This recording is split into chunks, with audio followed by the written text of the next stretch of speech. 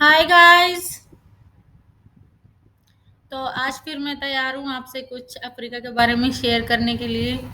तो जिन जिन लोगों ने मेरी पहली वीडियो देखी है, मुझे उम्मीद है कि वो लोग मेरी नेक्स्ट वीडियो का इंतज़ार कर रहे होंगे।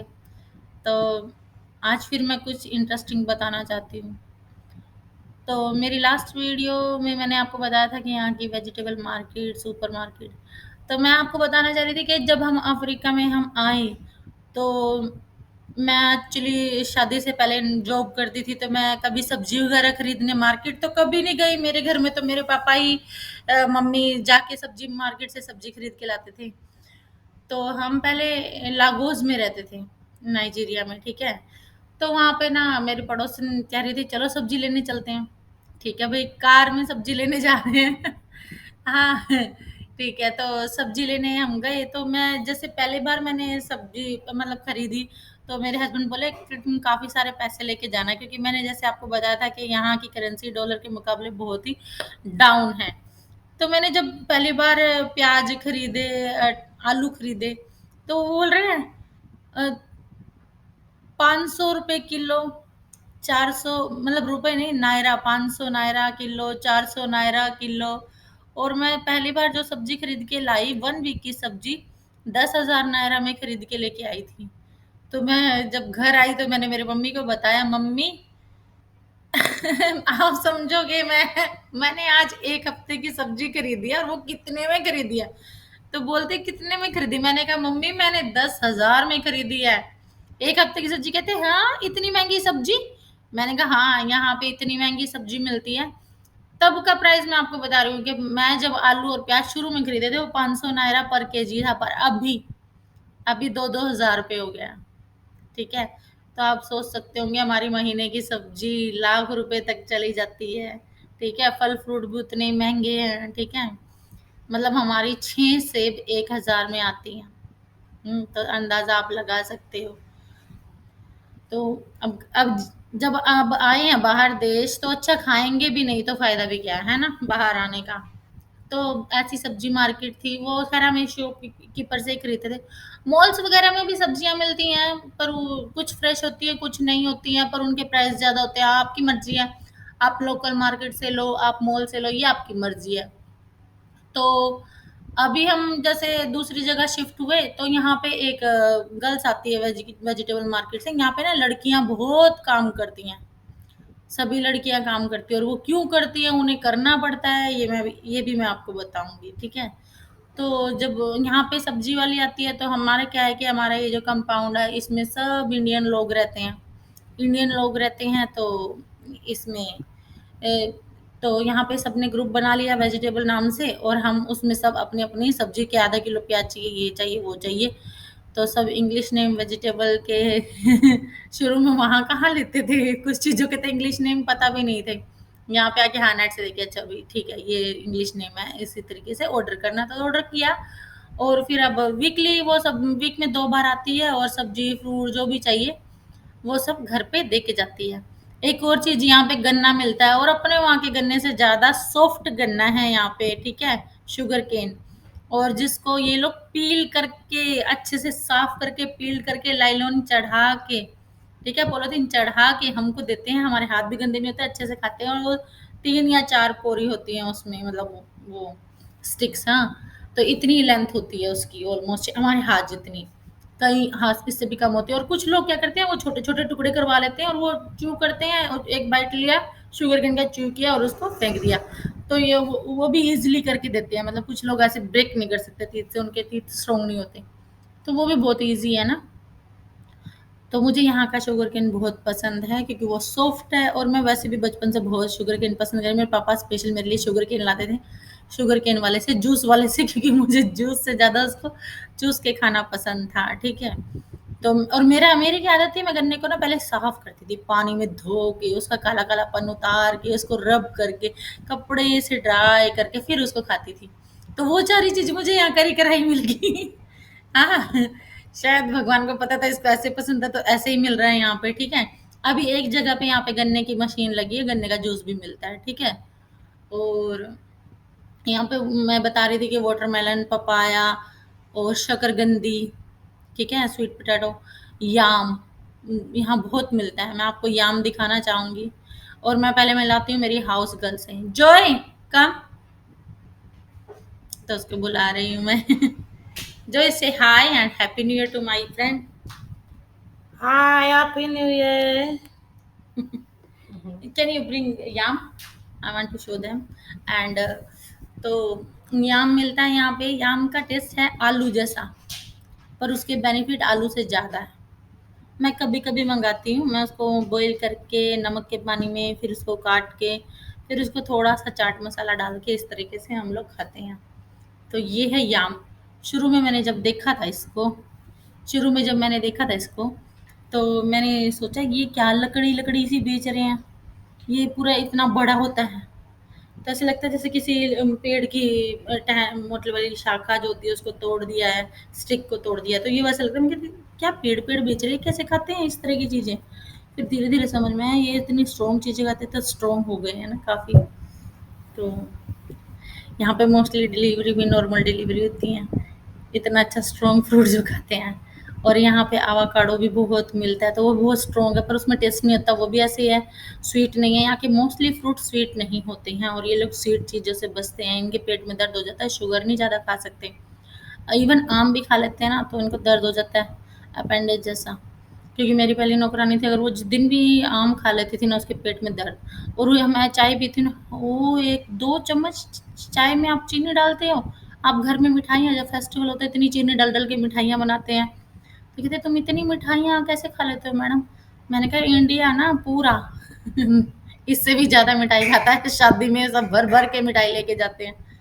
तो यहाँ मिठाई का कुछ मतलब ही नहीं है, ये लोग बीमार हो जाएँगे, मिठाई नहीं खा सकते। इनकी कुछ हर्बल टी है वही पीते हैं, हमारे टी भी नहीं पीते। कॉफ़ी है, कॉफ़ी शॉप है तो हम लोग इंडियन लोग ही वहाँ ज़्यादा जाते हैं। ये लोग मेरे ख़्याल से कॉफ़ी भी नहीं पीते। इनके हाँ, इनके कोल्ड ड्रिंक्स तो हैं उसमें तो स्वीट है, ये कोल्ड ड्रिंक्स तो पीते ही हैं, उसमें तो होती है। तो अभी सफाई करने का टाइम है सुबह का, तो आपको दिख रही है ये घूमती हुई, तो ये सफाई कर रही है। ठीक है? तो मैं बता रही थी सब्जियों के बारे में। तो जैसे मैं आई तो फिर कुछ लोग बोलते हैं अरे तुम इकट्ठी सब्जी क्यों नहीं ले लेती, तो ये बहुत कॉस्टली लगाती है, घर पे वेजिटेबल वाली आती है। तो कभी कभी ऐसा सोच के फ्रेंड्स अगर जा रही हैं सारी, तो मैं अभी भी सब्जी मंडी चली जाती हूँ। पर बीच में कोरोना आया तो मुझे सेफ नहीं लगता, तो मैं नहीं गई। ठीक है? और फिर ज़्यादा सब्जी ले आते हैं ना, ऐसे तो डीप फ्रीज़र है स्टोरेज करने के लिए, पर लेकिन वो ख़राब होने का डर है, इसलिए मैं अभी वीकली मंगाती हूँ। तो मुझे वीकली ही मिल जाती हैं। यहाँ कंपनी की तरफ से हमें फ्रिज, डीप फ्रीज़र और माइक्रोवेव ओवन सब मिला हुआ है। ठीक है? इसीलिए ही मिला हुआ है डीप फ्रीज़र, तो क्योंकि कभी-कभी क्राइसिस आ जाता है कि पीछे से हमारे वाला आटा नहीं मिल रहा है, हमारे वाले चावल नहीं मिल रहे, तो हम 1, 2, 4 बैग इकट्ठे करके अपने पास स्टोरेज 1 महीने का राशन तो एटलीस्ट एडवांस में रखना ही पड़ता है। तो इस तरीके का काम है। तो मैं आपको बता रही थी कि यहाँ पे मोस्टली गर्ल्स इंडिपेंडेंट होती हैं। क्यों होती हैं? इसका रीज़न भी है। इसका रीज़न ये है कि यहाँ पे मोस्टली मोस्टली क्या, हमेशा यहाँ पे 14-15 साल बाद बच्चों को फ्री कर दिया जाता है। जाओ और कमाओ। तो जाओ और कमाओ और अपनी शादी भी खुद देखो, अपने लिए लड़का भी खुद देखो। तो ये खुद ही मैरिज करती हैं।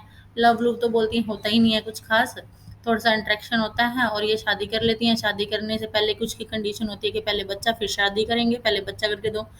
यहाँ पे क्योंकि पहले बच्चा बच्चा करने में ना बहुत सारे लोगों को प्रॉब्लम आती है यहाँ पे, क्योंकि उसका रीज़न है कि यहाँ के जीन्स में प्रॉब्लम। मैंने कुछ दिन हॉस्पिटल काम किया था तो मुझे पता चला कि यहाँ के लोगों की जीन्स में प्रॉब्लम है, जिसकी वजह से यहाँ पर बच्चादानी में रसोली, फिब्रोइड्स और सिस्ट मोस्टली होते ही होते हैं। और हमारे यहाँ तो 1 या 2 होते हैं, इनके 10-10 होते हैं, जिसकी वजह से ये कंसीव करना इनको मुश्किल हो जाता है। इसीलिए ये कंडीशंस अप्लाई की गई हैं कि पहले बच्चा दई। तो ये पहले बच्चा करते हैं, जब प्रेग्नेंट हो जाती है तो वो उसको अपनाता है, शादी करते हैं। और ये 2 तरह की शादी करते हैं, एक शहर में करते हैं, इनकी गाँव में जाके इनको करनी पड़ती है। और यहाँ पे इंटरेस्टिंग बात ये है कि लड़का दहेज देता है। जब कभी ऐसी बातें सुनने को मिलती है तो कहते हैं, हाँ ऐसा है, आए अपने इंडिया में क्यों नहीं है, लड़का क्यों नहीं दहेज देता, कमाता तो वही है तो वही तो दहेज देगा, लड़की क्यों देगी, लड़की कहाँ कमाती है इंडिया में। अभी धीरे धीरे समाज बदल रहा है कि लड़कियां कमा रही हैं, लेकिन मोस्टली तो शुरू से तो लड़के ही कमाते आ रहे हैं ना, तो उनको ही दहेज देना चाहिए था, अगले तो लड़की दे रहे हैं, आपके घर का पूरा काम करती हैं जो सब। तो इनके में क्या है कि ये एक और बात मुझे कुछ टाइम पहले पता चली थी कि इनके में ना अगर शादी करके माँ बाप के घर में लड़का अपनी बीवी को लेके रहता है तो उसको धिक्कारते हैं सब, ये बोलते हैं कि तुम माँ बाप के घर में रह रहे हो, तुम इतने इंडिपेंडेंट भी नहीं हुए, तो उसको शादी करके अलग ही रहना होता है, माँ बाप के घर पे नहीं रह सकता वो। ठीक है, चाहे उसे रेंट पे लेना पड़े, चाहे कहीं भी शादी करके बीवी को। और इंडिया में लोग तरसते हैं कि मैं कब अलग हूँ माँ बाप से, हैं। और कुछ लोग, मतलब मैं ऐसी नहीं थी, मैं मेरे को फैमिली के साथ रहना पसंद है। तो मुझे मेरा यहाँ पे दिल भी नहीं लगता, बहुत कम लगता है। और अगर मैं लगाना भी चाहूँ तो कुछ दिन के लिए बिजी कर भी लेती हूँ खुद को, लेकिन फिर याद आती है इंडिया की, कि हाँ, मुझे 6 महीने बाद ब्रेक चाहिए होता, तो मैं हर 6 महीने बाद इंडिया जरूर जाती हूँ। ठीक है। लेकिन एजुकेशन वाइज, मेरे बच्चे की एजुकेशन वाइज मेरे लिए नाइजीरिया बहुत अच्छा है, तो मुझे अपने बच्चे का भी देखना है। ठीक है।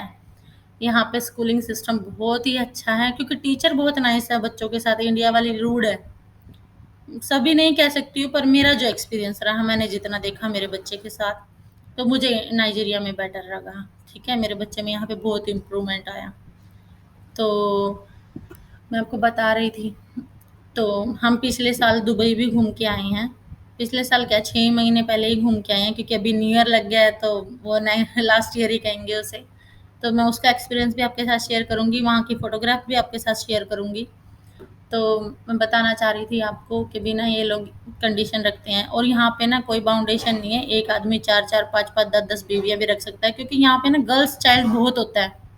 लड़की, माँ बाप है ना, लड़की पाके ज्यादा खुश होते हैं। जिसको भी लड़की पैदा होती है, वो उसको पैदा होते हैं गोल्ड के इयरिंग्स भी पहना देते हैं, इतने खुश होता है कि हमें लड़की ही होनी चाहिए। लड़की होती है क्योंकि दहेज आएगा। और लड़के के लिए भी उतने क्रेजी हैं। लड़के के लिए क्रेजी क्यों है, कि मुझे कुछ दिन पहले पता चला कि यहाँ पे भी इंडिया की तरह, क्या लड़का होगा तो हमारा नाम चलाएगा। और यहाँ पे ना, चाहे किसी भी अमीर आदमी को कितनी, मतलब लड़की हो जाए, वो प्रॉपर्टी बिल्कुल भी लड़की को नहीं देता, वो अपने लड़के को ही दे के जाता है। तो यहाँ पे लड़कियों का प्रॉपर्टी पे कोई राइट्स नहीं है। ठीक है। तो एक यहाँ पे इस तरह का कल्चर है, तो इन इन लोगों का। और ये लोग नॉर्मल डिलीवरी ही कराते हैं, क्योंकि कहते हैं हमारे क्रिश्चियन कल्चर में, ये भी मुझे इनसे ही मैं पूछती रहती हूँ क्या कुछ है, तो मुझे पता है, मैं इनसे इसी बेस पे आपसे बात कर रही हूँ। तो कहते हैं कि हमारे कल्चर में बोला कि तुम अगर असली औरत हो, तो तुम्हें नॉर्मल डिलीवरी ही करनी है, सिजेरियन नहीं। अरे इसमें क्या बात है। अब कुछ लोगों के कॉम्प्लिकेशंस होते हैं, कुछ की वो अम्लाइकल कौन गले में फंस जाती है, तो उस बेस पे उसे करना पड़ता है ना, सिजेरियन डिलीवरी तो करनी पड़ती है। तो उसमें औरत हो नहीं हो, वो इस तरीके से कैसे प्रूफ करना है कि आप डिलीवरी नॉर्मल करोगे तो ही आप औरत हो। तो कुछ ये जान के उनको उकसाया जाता है कि वो नॉर्मल डिलीवरी को प्रेफर दे, क्योंकि यहाँ पे सिजेरियन डिलीवरी बहुत पेनफुल होती है। पेनफुल से मेरा मतलब ये है कि यहाँ पे थोड़ा बड़ा कट लगता है। ठीक है। और इनको काफ़ी कॉम्प्लिकेशन आते हैं, जिसकी वजह से मैंने देखा थोड़ा सा हमारे इसी करके। तो फिर मैंने यहाँ पे कहीं सिजेरियन डिलीवरी देखी है, बहुत अच्छी भी हुई हैं, पर मैं अपने लिए रिस्क नहीं लेना चाहूँगी। मेरा ऑलरेडी एक बेबी है, अगर मुझे नेक्स्ट बेबी प्लान करना हुआ तो। पर हाँ, बहुत सारी यहाँ पे लेबनीज गर्ल्स हैं, बहुत सारी बातें हैं, बहुत सारी, बहुत सारी। और मैं इसी तरह एज अ फ्रेंड आपसे इंटरेक्शन करती रहूँगी। और मैं चाहती हूँ कि आप मेरे चैनल को सब्सक्राइब कीजिए ज़्यादा से ज़्यादा, और फॉलो कीजिए, और नोटिफिकेशन, ताकि आपको आ जाए जैसे ही मेरी नेक्स्ट वीडियो डले, और आप यहाँ के बारे में जानो, और मैं लोगों की हेल्प करूँ। हेल्प कैसे करूँगी वो मैं आपको दिखाऊंगी, कि मेरी वीडियो डालने का मेरा मोटिव क्या है अपनी नेक्स्ट वीडियो में। ठीक है। और bye bye friends, subscribe my channel, हाँ, डोंट फॉरगेट।